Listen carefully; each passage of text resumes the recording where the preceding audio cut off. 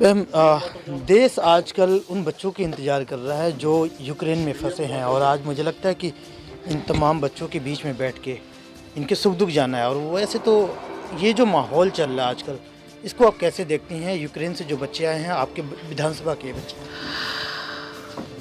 मैं सबसे पहले इन बच्चों के हौसले को सलाम करती हूँ, क्योंकि वहाँ से निकलना और उसको झेलना बहुत कठिन बात थी। हम तो टीवी पर देख रहे हैं सिर्फ।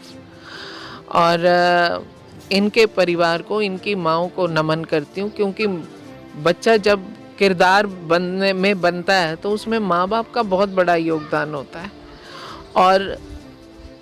और अहम में मैं बोलूँ तो मैं माननीय प्रधानमंत्री आदरणीय मोदी जी का बहुत दिल से, मैं अकेली नहीं, आप देख रहे हैं यहाँ पर काफ़ी सारे परिवार से लोग एकत्रित हैं और मेरे साथ 5 बच्चे बैठे हुए हैं।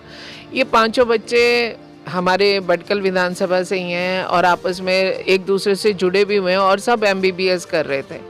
4 बच्चे एक कॉलेज में थे, एक बच्चा अकेला। लेकिन इन बच्चों के मुंह से भी मुझे ये बात सुन कर के बहुत ही अच्छा लगा।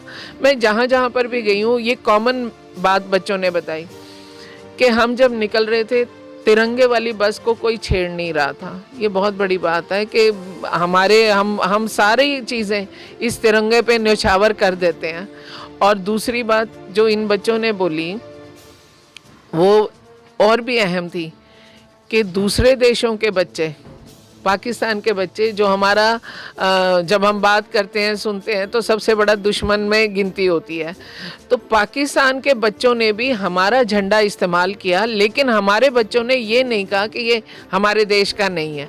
मतलब ये बच्चों का देखिए कितना अच्छी चीज़ है, जो भारत की मिट्टी की खुशबू है, कि भाई दूसरे को भी बचाने में इन्होंने मदद करी। फिर इन बच्चों के माध्यम से मेरे को एक चीज़ जो और इनकी अच्छी लगी कि जब बच्चे वहाँ से निकल रहे थे तो सब ने एक चीज़ का तय किया और ऊपर से भी आदेश था कि पहले बेटियों की व्यवस्था की जाए।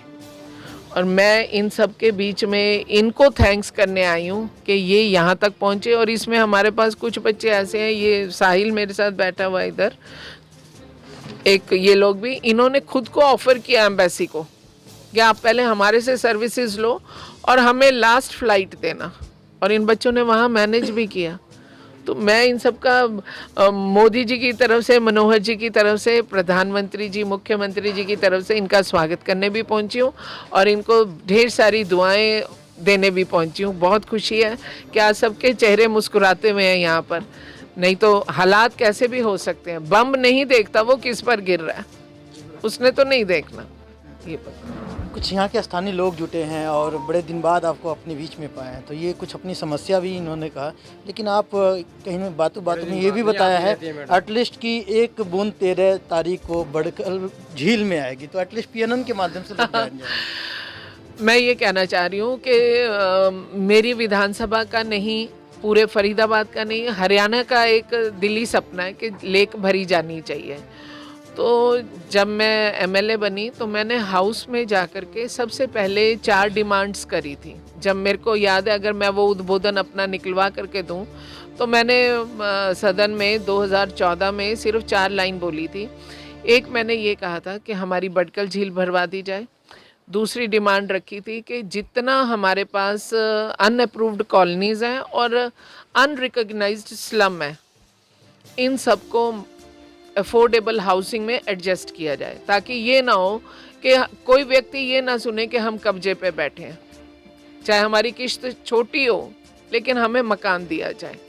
एक ये रखी थी। एक मैंने ये बोला था कि हमें फरीदाबाद एक बहुत बड़ा शहर है हरियाणा का, दिल्ली के नज़दीक है। गुड़गांव जो इंटरनेशनल सिटी का खिताब रखती है, और हम यूपी को जुड़ते हैं और दिल्ली के साथ चारों तरफ से हम राजस्थान को भी टच करते हैं।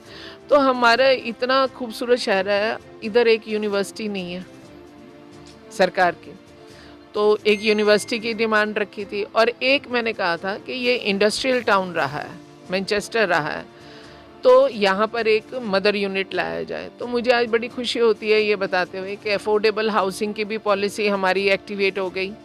फिर हमारे पास यूनिवर्सिटी की डिक्लेरेशन हुई और जिसमें माननीय मुख्यमंत्री जी ने JC बोस यूनिवर्सिटी भाकड़ी गांव में दी है। तीसरी डिमांड लेक की थी हमारी। लेक के लिए हमने बहुत अथक प्रयास हुए, मतलब भागीरथी प्रयास हुए इसके लिए। मुझे जो भी सेगमेंट मिला, मैंने 4 डिफरेंट महकमों में इसकी अपनी डिमांड दी। माननीय मुख्यमंत्री जी आए जब हमारी बडकल रैली में, विकास रैली में, तो हमने उसमें भी बडकल की डिमांड रखी, सीएम घोषणा में भी रखी, जिसको उन्होंने स्वीकार भी किया। लेकिन काम करते करते कहीं कुछ रुकावट, कहीं कुछ रुकावट। स्मार्ट सिटी का हिस्सा भी हमारा तभी पास हुआ कि 100 स्मार्ट सिटी में फरीदाबाद इकलौती स्मार्ट सिटी है जिसमें पानी को लेकर के, मतलब वाटर को लेकर के, वाटर बॉडी को डेवलप करने के लिए एक प्रोजेक्ट है, 99 में नहीं है। और इसके ऊपर हमारे तमाम अधिकारियों की बहुत मेहनत है। हमारे जो टूरिज़्म मिनिस्टर्स रहे आदरणीय रामविलास शर्मा जी और आज हमारे कंवरपाल गुर्जर जी हैं, इन सब का भी सहयोग रहा। कृष्णपाल जी को भी मैं बोलती रही, आदरणीय कृष्णपाल जी भी बीच बीच में टोकते रहे। और अभी हाल में मुख्यमंत्री जी से भी बात हुई तो हम ये इच्छा प्रकट कर रहे थे, क्योंकि कोरोना बीच में आ गया, काम स्लो हो गया, तो हमारा एक प्रयास है कि हमारा ये काम थोड़ा स्पीड अप हो जाए और हम बैसाखी वाले दिन इसकी पहली शुरुआत करें कि पहली बूंद उस दिन गिरे तो सारा समाज, सारा विधानसभा नहीं, पूरा हमारा फरीदाबाद जुटे। पर जैसे ही अधिकारियों से और कॉन्ट्रैक्टर से बात करके ये होता है तो मैं आप सबको बुला करके एक बारी जनता को, मुख्यमंत्री उद्घाटन भी करेंगे और बच्चे बडकल के जाके भगवान जी ये काम जल्दी कर दे। और हम बहुत नज़दीक पहुंच चुके हैं इसके, तो मुझे उम्मीद है कि हम कर पाएंगे। और जो छोटे मोटी इनकी समस्या थी उसकी क्या वो जो इन्होंने समस्या बताई, असल में समस्याएं इतनी बड़ी नहीं है जितनी समस्याओं की जड़ समस्या, समस्याओं की जड़ है कोरोना। आप ये देख लीजिए ना, 2 साल में लॉकडाउन कितने समय का रह गया। फिर लॉकडाउन के बाद में हमारे मज़दूरों की दिहाड़ी की कीमत भी, क्योंकि जब चले जाएंगे तो फिर कम लोग होंगे तो डिमांड ज़्यादा हो जाएगी। तो कुछ ऐसी परिस्थितियां रही कि जिसकी वजह से कॉन्ट्रैक्टर्स का काम स्लो डाउन हो गया। तो 23 तारीख तक, 22 को हमारा सेशन ख़त्म है, 23 को मैं वापस आऊँगी। फिर एक बार बडकल के अपने सारे भाइयों के साथ, बहनों के साथ बैठूंगी, अधिकारियों को भी बुलाएंगे और काम को स्पीड अप कराएंगे। देश दुनिया की हर लेटेस्ट खबर देखने के लिए सब्सक्राइब करें हमारे चैनल PNN को और साथ ही बेल आइकन दबाना ना भूलें।